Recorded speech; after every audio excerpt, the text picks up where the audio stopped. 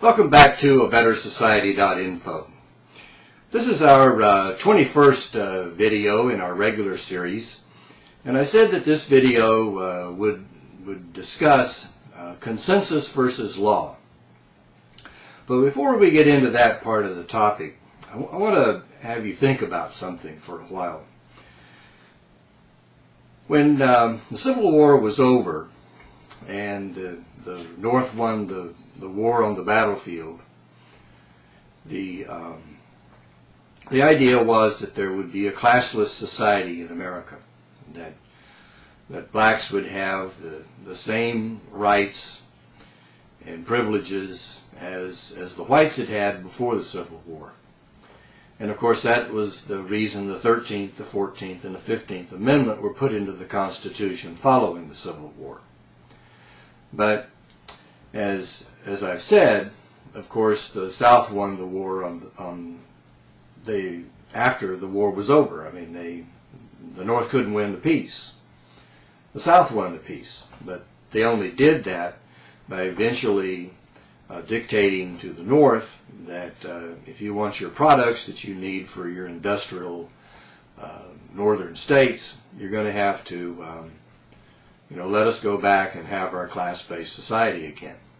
And of course they did that for another 100 years. So the question is, how did they do that?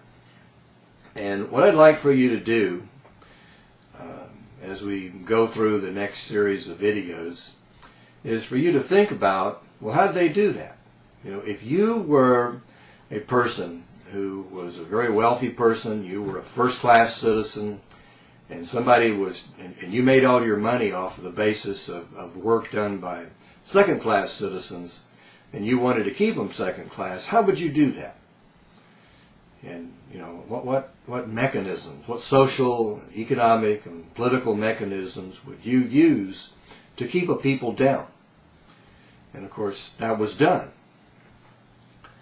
because in a lot of southern counties, in the 1920s, 1930s, 1910s, there were a whole lot more black people than there were white people.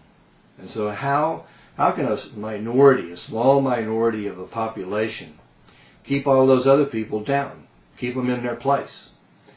How was that done?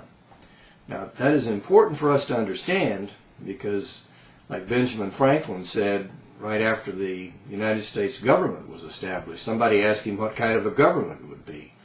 And Franklin said, well, we have a republic. But then he said, let's see if you could keep it. And keeping it as a republic is one of our challenges, because most of the history of the world hasn't been a republic. It hasn't been a society based upon everybody being a first-class citizen.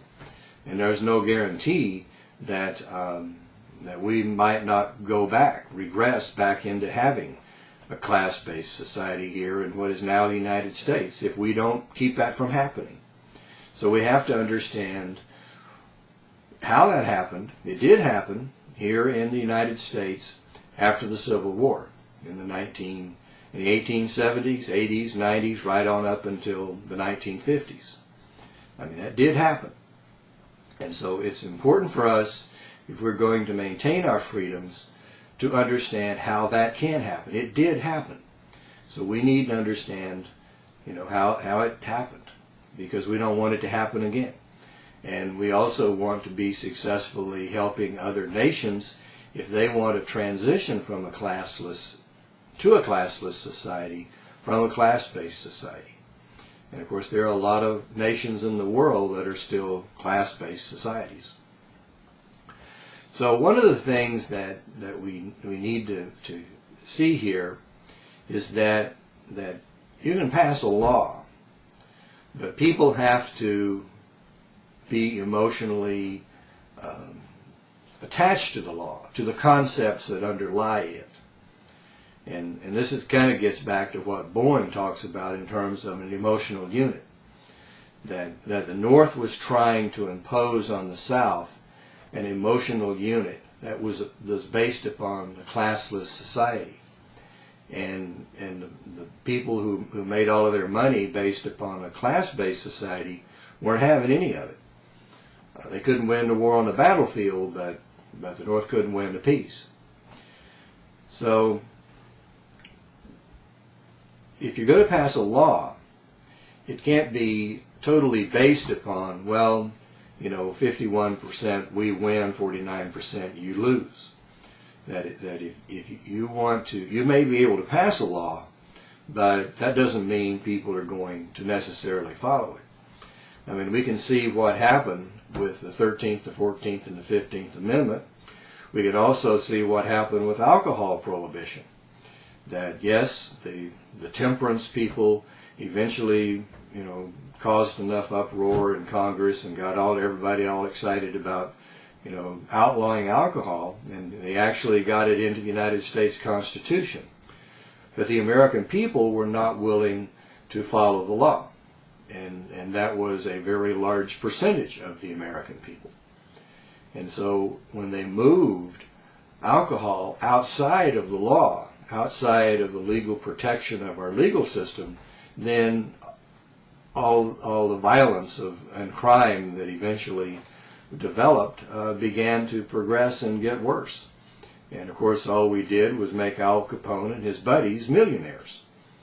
And of course he eventually died in one of his big mansions in Florida, still a millionaire.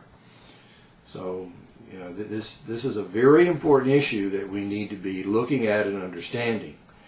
Just because we can cause a lot of noise and a lot of publicity around a concept that we want to have become a law, it doesn't necessarily mean that the American people are going to follow it. So we have to look at these issues more carefully and understand them better so that we don't continue to make the same mistakes that were made with the 13th, the 14th, and the 15th Amendment and alcohol prohibition. Because all of those things are related to the same underlying concepts. So that's something else that we need to understand better. So I do want to remind you, make a list of the things that you would do if you were an aristocrat and you wanted to maintain a group of people who were going to work for you. You didn't have to work, you were just going to make them work. What different mechanisms would you use in order to keep them in their place?